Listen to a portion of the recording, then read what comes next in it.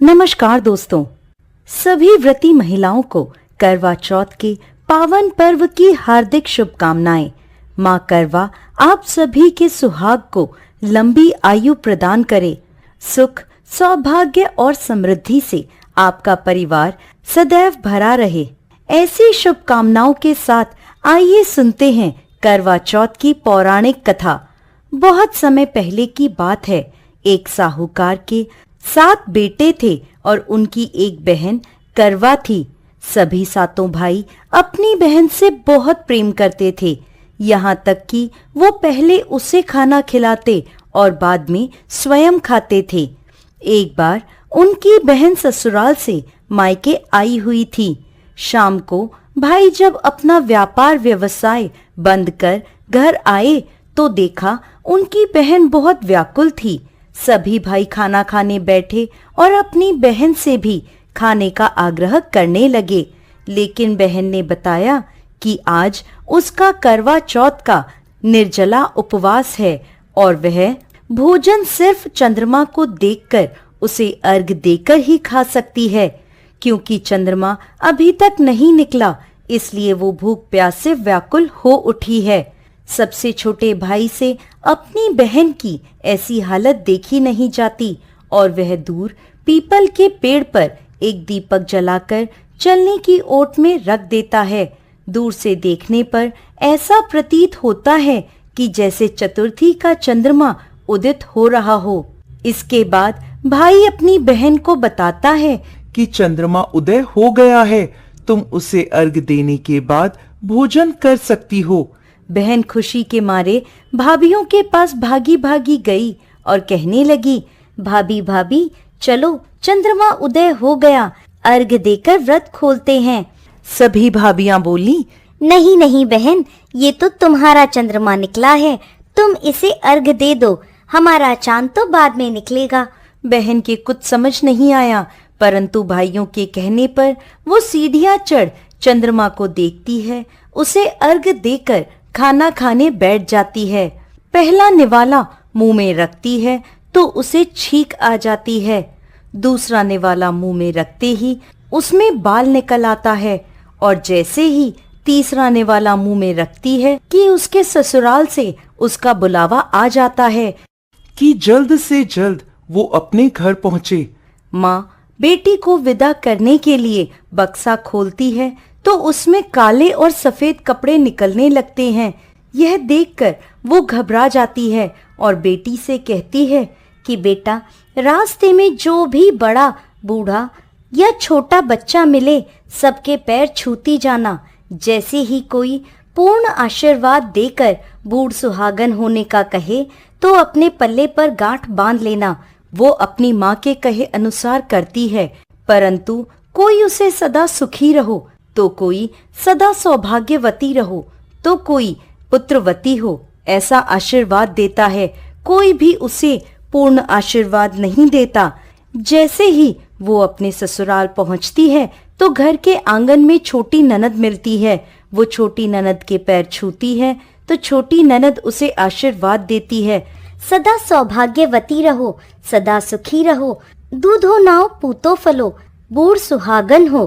ये आशीर्वाद सुनते ही वो अपने पल्ले पर गांठ बांध देती है और अंदर जाती है। जैसे ही अंदर जाती है तो अपने पति का मृत शरीर देखती है। उसे देखते ही वो जोर जोर से रोने लगती है। अब जैसे ही उसके पति को अंतिम संस्कार के लिए ले जाने लगते हैं तो वो जिद कर उनके साथ जाने को कहती है। सभी उसे अपने साथ ले जाते हैं। चिता को अंतिम अग्नि देने का समय होता है तो वह अपने पति को जलाने नहीं देती। परेशान होकर सभी लोग उसे शमशान में एक झोपड़ी डलवा देते हैं। वो अपने पति के शव को लेकर वहां बैठ जाती है और उसकी देखभाल करती रहती है। उसकी छोटी ननद रोज उसके पास आया करती और उसे खाना दे जाया करती थी और वह सुबह शाम अपने पति की साफ सफाई करती और उसके पास बैठी रहती। अब वो हर महीने की चौथ का व्रत करने लगी। व्रत करती, चंद्रमा को अर्घ देती और जब जोत करने बैठती तो चौथ माता प्रकट होकर कहती, करवा ले घनी बुखारी करवा ले, भाइयों की प्यारी करवा ले। तो वह उनसे अपने पति की आयु मांगती, तो हर महीने की चौथ माता उसे ये कहकर वापस चली जाती कि तेरा सुहाग हमने नहीं, सबसे बड़ी चौथ माता ने लिया है, तो उन्हीं से अपना सुहाग वापस मांगना। ऐसे ही अश्विन माह की चौथ आई तो करवा उनसे कहने लगी, माता, मैं 12 महीने से यहाँ बैठी चौथ का व्रत कर रही हूँ, अब तो मुझे मेरा सुहाग वापस लौटा दें। अश्विन की चौथ माता बोली, तेरा सुहाग मैंने नहीं लिया, मुझसे बड़ी कार्तिक की चौथ माता तुझसे नाराज है। यदि तू अपने पति के प्राण वापस चाहती है तो उनके पैर पकड़ लेना और छोड़ना मत। 16 श्रृंगार का सारा सामान तैयार रखना। ऐसा कहकर अश्विन की चौथ माता अंतर्ध्यान हो गईं। अब जब कार्तिक की बड़ी चौथ माता आई तो करवा ने अपनी छोटी ननद से 16 श्रृंगार का सुहाग का सारा सामान मंगवाया। जब ननद ने जाकर माँ को यह बात बताई तो सास बोली, लगता है पागल हो गई है, जो मांगती है दे आ। छोटी ननद सुहाग का सारा सामान लेकर करवा को दे आती है।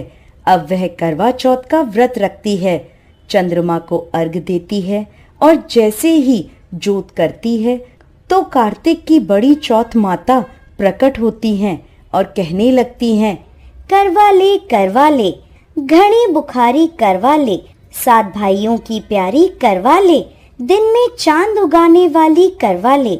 उसने चौथ माता के पैर पकड़ लिए और बोली, माँ, मेरा सुहाग मुझे वापस लौटाओ। ये सुन चौथ माता बोली, अरे तुझे सुहाग से क्या काम, तू तो बहुत भूखी है, 7 भाइयों की प्यारी बहन है।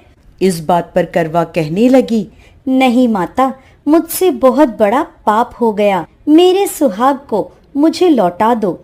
मैं आपके पैर तब तक नहीं छोड़ूंगी जब तक आप मेरा सुहाग मुझे वापस नहीं लौटाती। यह सुनकर चौथ माता ने करवा से एक एक कर सुहाग का सारा सामान मांगा और करवा उन्हें सारा सुहाग का सामान देती गई।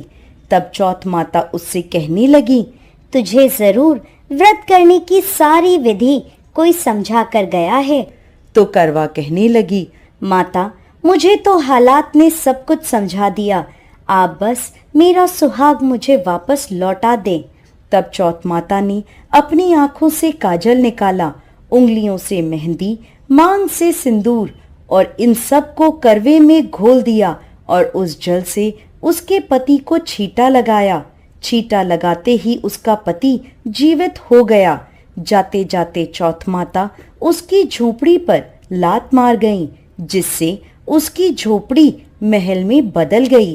करवा के सब सुख आनंद हो गया। शाम को जब छोटी ननद भाभी के लिए खाना लेकर आई तो देखती है कि भाभी की झोपड़ी तो कहीं है ही नहीं। उसकी जगह एक बड़ा सा सुंदर सा महल खड़ा है। उधर खिड़की में बैठी करवा छोटी ननद के आने की प्रतीक्षा कर रही थी। छोटी ननद को आवाज देकर करवा दौड़ी दौड़ी उसके पास